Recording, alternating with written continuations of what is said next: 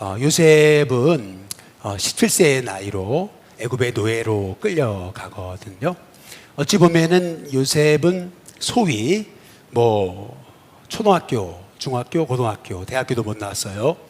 그런데 30세가 됐을 때 애굽을 이끌어가는 지도자가 이제 되는 거잖아요. 그러니까 다시 말해 17세에 애굽에 와가지고 30세에 애굽의 총리가 되는데, 그러면 그 13년간 무슨 일이 있었나라고 하는 거거든요. 13년간 우리 청소년들이 어찌 보면 우리 일신교회 청소년부가 바로 이 요셉에게 13년이 될 수 있는 은혜가 있기를 주님의 이름으로 축복합니다. 먼저는 우리 창세기 3장 1절에서 39장 1절에서 2절에 보면은 우리 한번 같이 한번 읽어보겠습니다. 함께 읽습니다. 시작. 요셉이 이끌려 애굽에 내려가매 바로의 신하 친위대장 애굽 사람 보디발이 그를 그리로 데려간 이스마엘의 사람의 손에서 요셉을 사니라. 2절. 여호와께서 요셉과 함께 하심으로 그가 형통한 자가 되어 그의 주인 애굽 사람의 집에 있으므로. 요셉이 이 애굽에 내려가서 요셉의 인생이 바뀐 첫 번째 이유, 그것은 뭐냐면 요셉이 그 애굽에서 하나님을 만났습니다. 우리 청소년들이 이 어렸을 적에 저는 꼭 하나님을 만날 수 있게 되기를 주님의 이름으로 축복합니다. 어찌 보면은 이제 아버지 곁에 있다가 애굽의 노예로 왔잖아요. 이제 그러면서 이제 아버지 의지할 데도 없고, 그리고 노예가 됐고, 그리고 말도 안 통하고 의지할 데가 이제 없게 이제 된 거거든요. 쉽게 말하면은 이제 요셉이 이제 미래가 없는 인생이 이제 된 거예요. 사람이 낙심하는 이유는 환경 때문이 아니고, 사람은 능력이 없어서 돈이 없어서도 아니고, 사람이 낙심하는 이유는 결국 소망이 없기 때문에 사람은 낙심하게 되는 거거든요. 다시 말하면 미래가 보이지 않을 때 이제 사람은 이제 절망하게 이제 되는 거예요. 그런데 이제 요셉은 바로 미래가 안 보일 때 오히려 그 기회가 하나님을 만나는 이제 기회가 됐던 거죠. 그래서 저는 우리 일신교회 청소년들이 바로 요 나이 때 꼭 하나님을 만날 수 있게 되기를 주님의 이름으로 축복합니다. 실은요, 애굽의 역사를 살펴보게 되면은 원래는 이렇게 계속 아버지가 애굽의 바로 황제면은 그러면 아들이, 그 다음에 손자가 계속 이렇게 왕권이 이어왔어요. 이제 그러다가 한번 애굽에 엄청난 격동기가 일어나면서 중간에 그 애굽이 무너져요. 그러면서 다른 왕조가 들어오거든요. 잠깐 다른 왕조가 들어왔을 때가 있었어요. 애굽의 역사입니다. 그러면서 이제 새로운 바로가 왕이 됐잖아요. 이제 그러면서 이제 인재를 발탁하기 시작했던 거예요. 그런데 사실은 요셉이 애굽에 내려갔을 때 그 애굽에 어떤 일이 벌어지는지는 요셉은 아무것도 이제 몰랐던 거거든요. 어떤 일이 벌어지는지를 이제 전혀 이제 몰랐던 거죠. 이제 그러는 가운데 하나님이 요셉을 애굽에 보내셨던 거거든요. 근데 거기에서 실은 애굽은 엄청난 지금 격동기를 맞이하고 있었는데 하나님이 하나님의 사람을 준비시키기 위해서 어찌 보면은 애굽의 이 상황을 뒤흔들어 놓으신 거다. 저는 그렇게 이제 생각하게 이제 되는 것이죠. 그러니까 다시 말하면은 하나님의 계획이 있어서 요셉을 애굽에 지금 이제 보내셨던 거거든요. 그런데 요셉은 전혀 모르잖아요. 애굽에 어떤 일이 벌어졌는지. 사실은 그 애굽 땅에 왕조가 지금 뒤바뀌면서 인물이 너무 이제 필요했던 시기에 하나님은 요셉을 애굽에 이제 보내셨던 것이죠. 이제 거기서 요셉은 하나님을 만나는 그런 은혜를 이제 체험하게 됐던 것을 이제 볼 수가 이제 있습니다. 저는 우리 일신교회 청소년부가 이 시기가 꼭 하나님을 만나는 시기가 됐으면 좋겠습니다.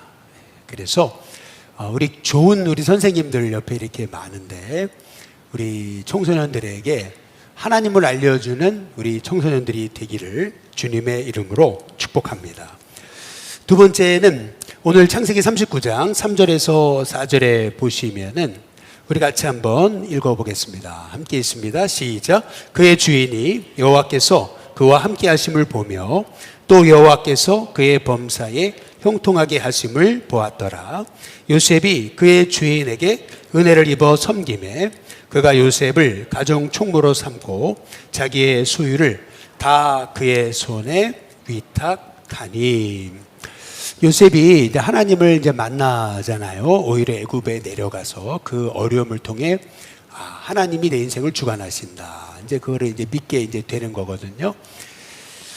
그러나 이제 요셉이 실은 그 애굽에 가서 이제 인정받았던 것은 뭐냐 하면은 거기에서 하루하루 최선을 다해서 맡겨진 일에 성실하게 살았기 때문에 실은 그곳에서 인정받는 사람이 이제 될 수가 있었던 것이죠.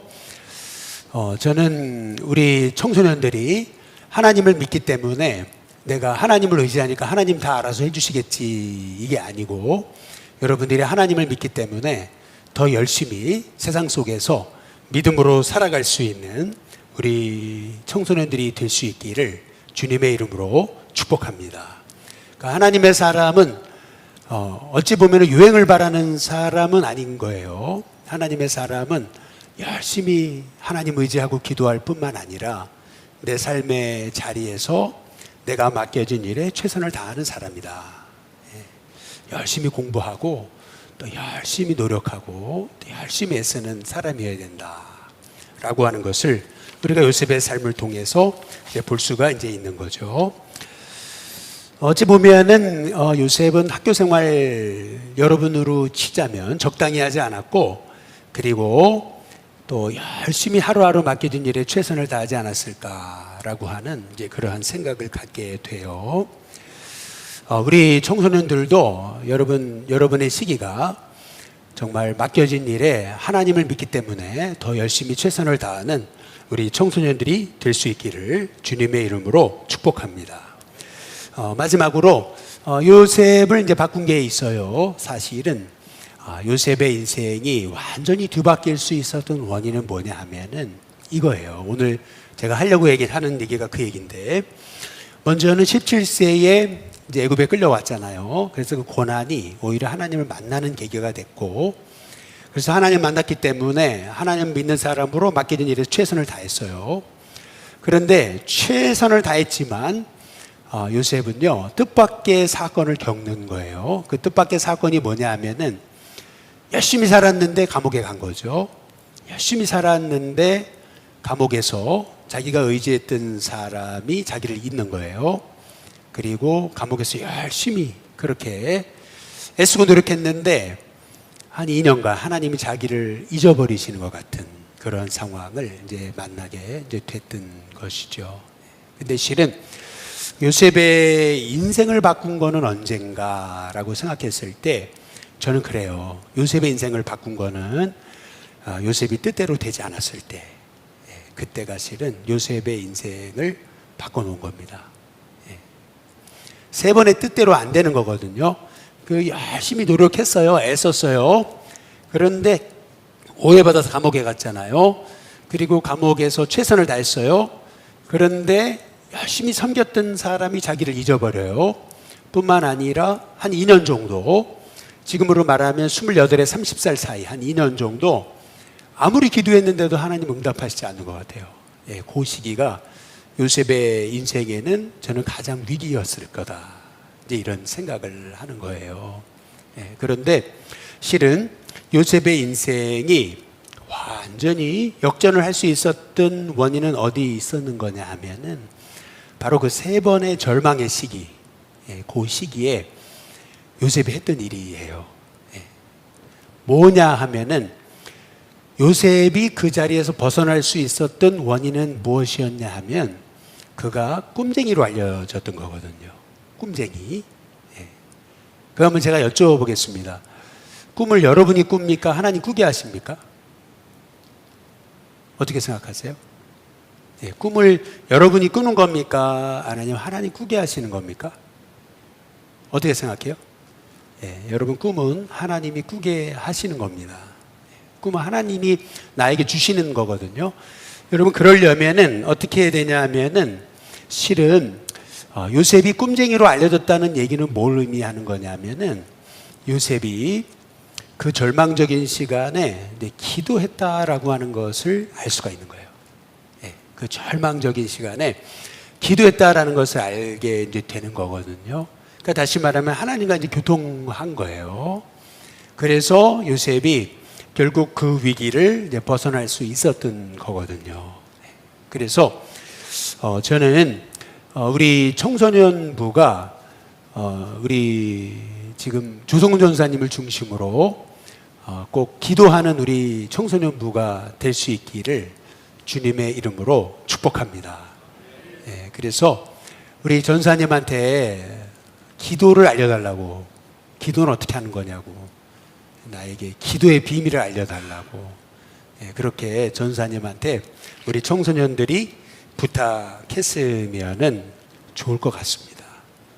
왜냐하면은 여러분 이제 여러분이 앞으로 살아가야 될 세상은 오늘 내가 이 목표를 향해서 이렇게 나갔는데 내일이면 그 직장이 없어지는 시대가 되는 거예요. AI가 발달하면서 내가 열심히 이게 맞다고 노력하고 했거든요. 근데 내일이 되는데 그 없어져요, 그 직장이.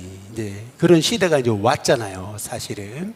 시대가, 이런 시대가 올지는 아무도 몰랐던 이제 거예요. 시대가 너무 빨리 이제 바뀌었어요. 그런데 실은 이런 시대 가운데 우리가 배워야 되는 게 있어요. 저는 그게 기도라고 생각하는 거예요. 우리 청소년 시기에 저는 우리 청소년들이 기도를 배웠으면 좋겠다라고 하는 거예요.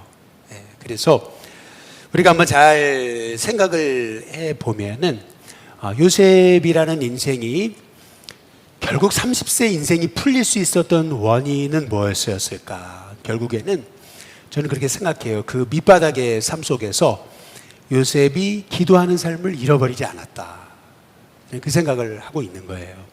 한번 잘 생각해 보면은 왜 다니엘이 그 고난의 시기에 그렇게 빛났을까 생각을 해보면 다니엘이 기도하는 사람이었던 거거든요. 근데 그 기도를 언제 배운 거냐면 그게 청소년기에 배웠던 거예요. 쉽게 말하면은 뭐냐 하면은 이 청소년기는 뭘 배워야 되는 거냐 하면 먼저 첫 번째는 하나님 살아계시구나. 여러분 이걸 배우셔야 되고, 두 번째 청소년기 때 뭘 배워야 되냐면은 열심히 성실하게 사는 거, 그거 배우셔야 돼요. 그리고 세 번째 청소년기 때 배워야 되는 게 뭐냐 하면은 인생을 편법으로 살지 않고 하나님 앞에 엎드리면 하나님이 내 인생을 도우시고 책임지신다. 그거를 저는 청소년들이 배워야 되는 줄로 믿습니다. 그래서 요셉이 저는 그 애굽에 끌려가 가지고 30세가 되기까지 13년 동안 무슨 일이 있었을까 이제 생각을 해보면은 가장 먼저는 아버지한테 사랑받다가 이 애굽에 내려와서 의지할 데가 없거든요. 사실은 그 의지할 데가 없었기 때문에 하나님을 의지해서 하나님을 만났고, 그래서 하나님을 만난 사람이기 때문에 매일매일 최선을 다했어요. 매일매일 자기의 있는 일에 최선을 다했어요. 그런데 그럼에도 불구하고 인생이 뜻대로 안 풀리거든요. 3번의 역경을 만나요. 완전히 인생의 위기를 만났어요. 그런데 그 3번의 위기를 돌파할 수 있었던 원인은 어디에 있었을까? 저는 그게 요셉이 그 감옥 생활, 그 감옥에서도 하나님과 교통하는 법을 잃지 않았다. 저는 그 생각을 이제 하고 있는 것이죠.